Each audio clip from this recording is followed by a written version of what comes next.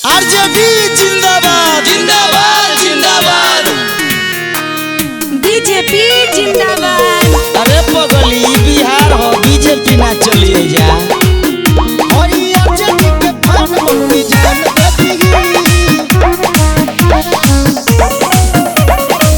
भारत के लोगवा बीजेपी चाहे पार्टी विरोधी सब लगल रहे।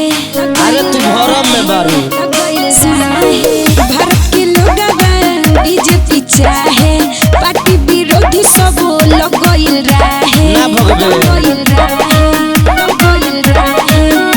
कमल के फूल पहचान दे दी। अरे पगली ये बिहार हो तो का करी? आरजेडी जिंदाबाद था अच्छा। और है और रहेगा ऐसन बा पूरा तारू हवा में उड़ान दे दी। अच्छा। ओए आरजेडी के फन बबुनी जान दे दी। ओए लालू जी के फन बबुनी जान दे दी। ओए आरजेडी के फन बबुनी जान दे दी। अरे चल हटा।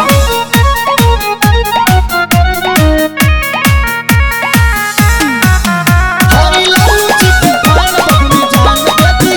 ओए आरजेडी के फन बबुनी जान दे दी। झूठ रहे 2 लाख नौकरी आई काला धन हो। हाँ बीजेपी के मतलब झूठा पार्टी को है जान हो। अच्छा पार्टी को है ये बात बा। जान हो। झूठ रहे 2 लाख नौकरी आई काला धन हो।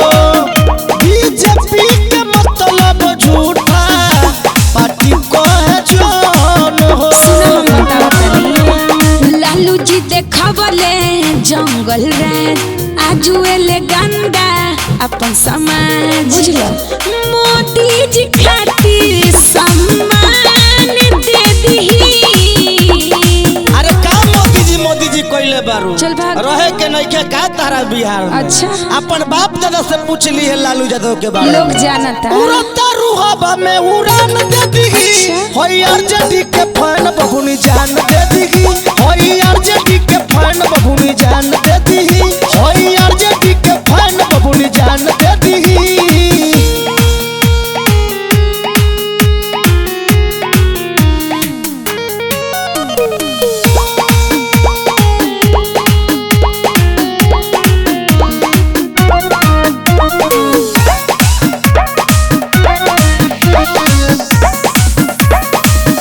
पूरब से पश्चिम तक मोदी जी के लहर। देश विदेश में भी हो खेल कादर। छिछियाला से होई ना भगवे जैसे। पूरब से पश्चिम तक मोदी जी के लहर। देश विदेश में भी हो खेल चाहे यूपी हो के या बिहार हो ललटनधारी को है निसार हो। निसार हो सुचती सनही आन शान दे दी।